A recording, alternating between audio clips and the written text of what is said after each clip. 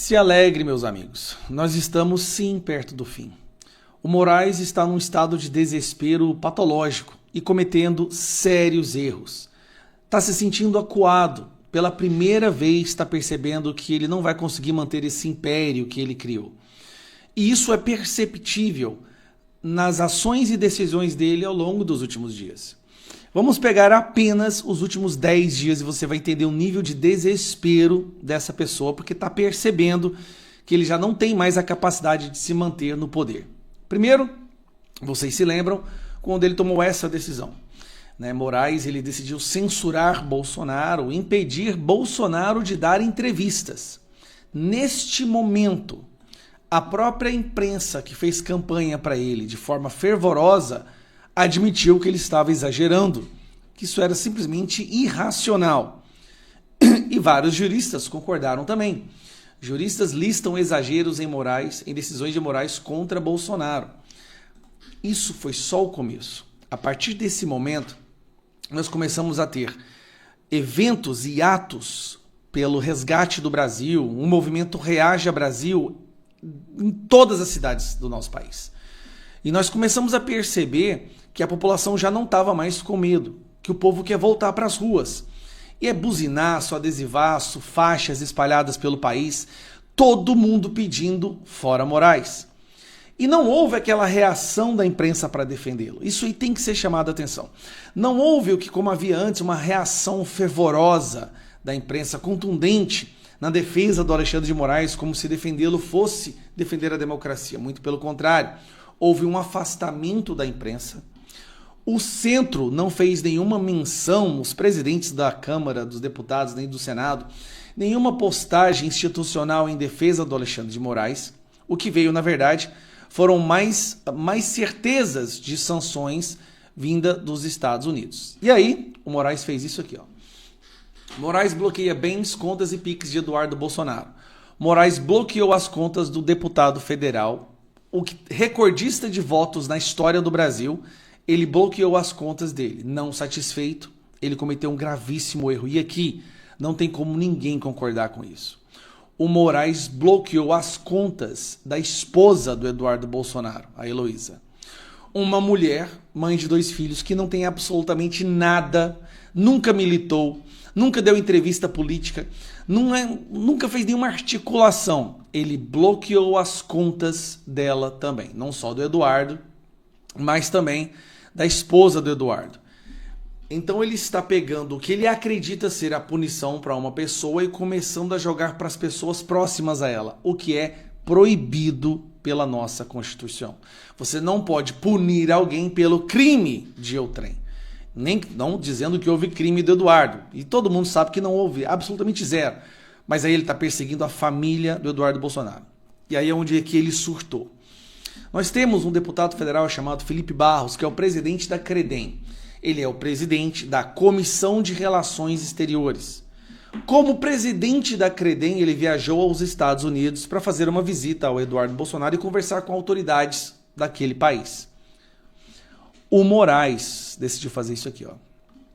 Moraes inclui deputado Felipe Barros em inquérito de Eduardo Bolsonaro. Ele incluiu o Felipe Barros alegando que o Felipe Barros fez uma reunião para que teriam discutido sanções contra o ministro Alexandre de Moraes sob a alegação de suposta censura generalizada. Agora, o que você entende é o seguinte? O presidente da CREDEM foi para os Estados Unidos. O conteúdo da reunião ninguém sabe, mas Moraes já decidiu que é uma reunião contra ele, e se a reunião era contra ele, então era contra a soberania brasileira. E por ser contra ele, deve-se colocar o nome de Felipe Barros no inquérito. Olha a loucura, isso não é coisa de gente normal. Nós todos já sabíamos que algo não esquisito funcionava ali. Mas ao tomar uma decisão absurda dessa, ele comprou uma briga com o Congresso. E até agora, o que nós estamos vendo é cada vez mais o afastamento dele, o afastamento do Congresso e do Centrão do Moraes. Agora vamos lá. Olha onde que houve realmente um claro surto ali. O deputado Hélio, conhecido como Hélio Negão, e o deputado Crisóstomo foram para a Praça dos Três Poderes fazer uma manifestação pacífica e silenciosa com esparadrapo na boca. Você deve ter visto a imagem do Hélio com esparadrapo na boca. Eles sentaram na Praça dos Três Poderes para fazer uma manifestação pacífica. Impedir manifestações pacíficas é algo vedado pela Constituição, porque isso só acontece em ditaduras. Única e exclusivamente em ditaduras, você terá notícia do governo, do Estado, tentando impedir uma manifestação pacífica. Mas aqui no Brasil, isso aconteceu.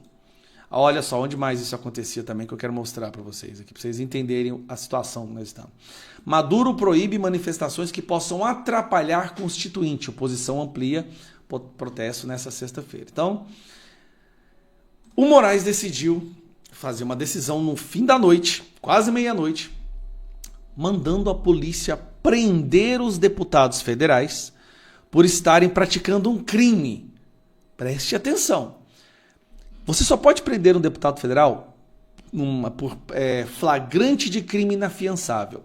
Ele mandou prender 2 deputados, na verdade ele mandou prender 5. Só que ele estava num susto tão grande que 3 desses deputados nem sequer estavam lá. Eles nem sequer estavam no local, mas sai a decisão de que se esses deputados não saíssem de lá, eles deveriam ser presos. Para piorar, ele intima o governador de Brasília para o coitado do cara sair lá quase de pijama, correndo desesperado, para ir lá e tirar os deputados da Praça dos Três Poderes. Já é proibido você impedir qualquer manifestação pacífica no Brasil, isso está na Constituição, isso é um cidadão comum, você não pode proibir ele de fazer isso. O Moraes proibiu 5 deputados e determinou, algo que não é da prerrogativa dele, estabelecer um perímetro de 1 quilômetro ali, na esplanada dos Três Poderes, dos ministérios, para que não houvesse manifestação. 1 quilômetro. Ele está tomando decisão de governo, ele está tomando decisão de presidente, ele está tomando decisão do presidente do STF.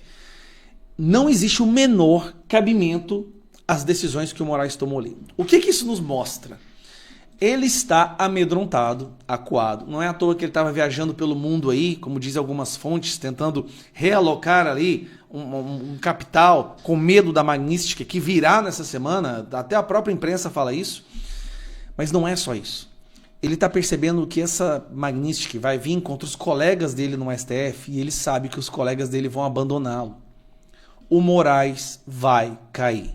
A nossa parte nisso tudo é continuar pressionando o máximo que nós pudermos.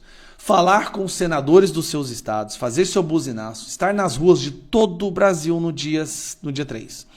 Não importa, se na sua cidade é pequena, não vai ter ninguém, vai para a cidade que vai ter. Deve ter uma capital aí perto da sua cidade, é uma cidade de grande porte, que vai ter essa manifestação e vá. Reaja, Brasil, pelo amor de Deus, esse é o momento de reagir. E por isso eu estou te falando aqui, ó.